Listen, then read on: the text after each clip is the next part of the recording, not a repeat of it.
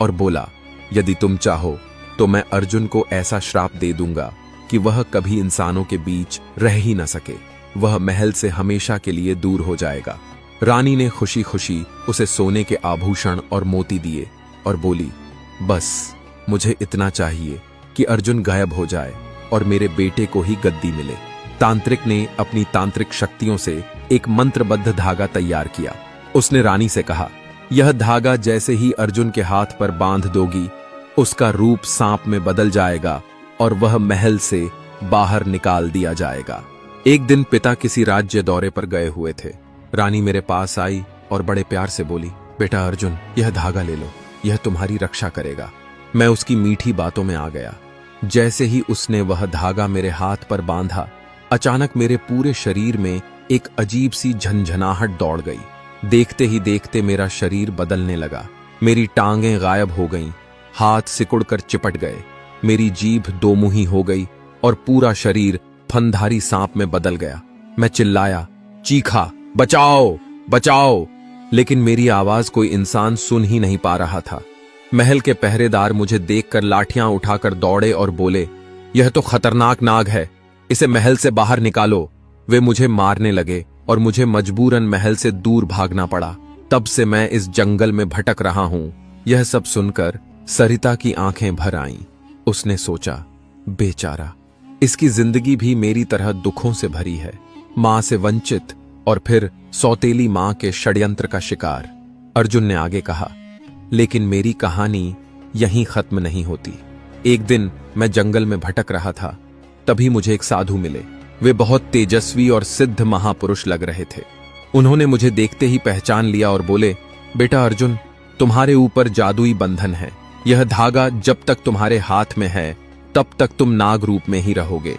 इस बंधन से मुक्ति तभी मिलेगी जब कोई ऐसी कन्या जिसके मन में जरा भी पाप न हो, सच्चे मन से तुम्हारे हाथ से यह धागा उतार दे। साधु की बातें सुनकर मेरे भीतर आशा की किरण जगी। तब से मैं किसी ऐसी कन्या की प्रतीक्षा कर रहा था और जब से तुमसे मिला हूं, मुझे लगता है कि शायद वही पवित्र आत्मा तुम हो। सरिता स्तब्ध रह गई। उसने धीरे से अर्जुन के हाथ की ओर देखा। सचमुच वहां एक पुराना काला सा धागा बंधा हुआ था जो अब भी चमक रहा था। सरिता के मन में द्वंद्व था। वह सोच रही थी, क्या सचमुच यह राजकुमार है? क्या यह सब सच है या मेरे साथ कोई छल हो रहा है? लेकिन इसकी आंखों में छल नहीं, पीड़ा दिख रही है। कुछ क्षण खामोशी रही। फिर सरिता ने धीमे स्वर में कहा, अगर यह सच है तो मैं तुम्हारी मदद करूंगी। मुझे डर तो लग रहा है, मगर भगवान पर भरोसा है। इतना सुनते ही अर्जुन की आंखों में चमक आ गई। वह बोला, यदि तुम्हारे मन में जरा भी संदेह है तो मत करना। यह तभी संभव है जब तुम्हारा मन निर्मल हो। सरिता ने अपने कांपते हाथ आगे बढ़ाए। जैसे ही उसने वह धागा पकड़कर तोड़ने की कोशिश की, अचानक आकाश में बिजली कड़कने लगी। हवाएं तेज चलने लगीं, मानो पूरी प्रकृति उस क्षण की साक्षी बन गई हो। सरिता ने पूरे विश्वास के साथ वह धागा तोड़ दिया। जैसे ही धागा टूटा, अर्जुन का शरीर चमकने लगा। सांप का रूप धीरे धीरे विलीन होने लगा और उसकी जगह एक लंबा, सुगठित, आकर्षक युवक खड़ा था। वह सुनहरे वस्त्रों में सजा था, उसकी आंखों में तेज था और चेहरा दिव्य आभा से चमक रहा था। सरिता हैरान रह गई। उसने अपने जीवन में इतना सुंदर और तेजस्वी चेहरा कभी नहीं देखा था। अर्जुन हाथ जोड़कर बोला, हे देवी, आपने मुझे नया जीवन दिया है। मैं आपका सदा आभारी रहूंगा। सरिता के चेहरे पर हल्की मुस्कान थी, मगर दिल में अनगिनत सवाल। अर्जुन बोला, अब मैं तुम्हें अपने पिता राजा विक्रमादित्य के पास ले चलूंगा। उन्हें सब कुछ बताऊंगा और तुम्हारे कारण ही मैं अपने असली रूप में लौटा हूं। इसलिए मैं चाहता हूं कि तुम भी मेरे साथ चलो। दोनों जंगल से निकलकर महल की ओर बढ़ने लगे। महल के द्वार पर पहुंचते ही सैनिक स्तब्ध रह गए। उन्होंने राजकुमार को पहचान लिया और दौड़ते हुए अंदर समाचार देने गए। थोड़ी ही देर में महल में हलचल मच गई। राजसभा में बैठे राजा विक्रमादित्य को जैसे ही सूचना मिली, वे उठकर बाहर आ गए।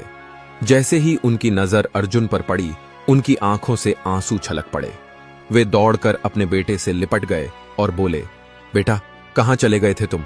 मैंने तुम्हें हर जगह ढूंढा, मगर तुम कहीं नहीं मिले। तुम्हारे बिना यह महल सूना लग रहा था। अर्जुन ने पिता को सब कुछ बताया।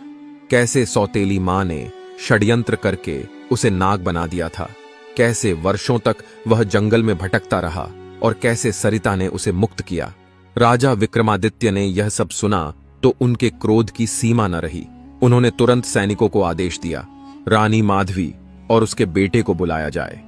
राजसभा में अचानक सन्नाटा छा गया।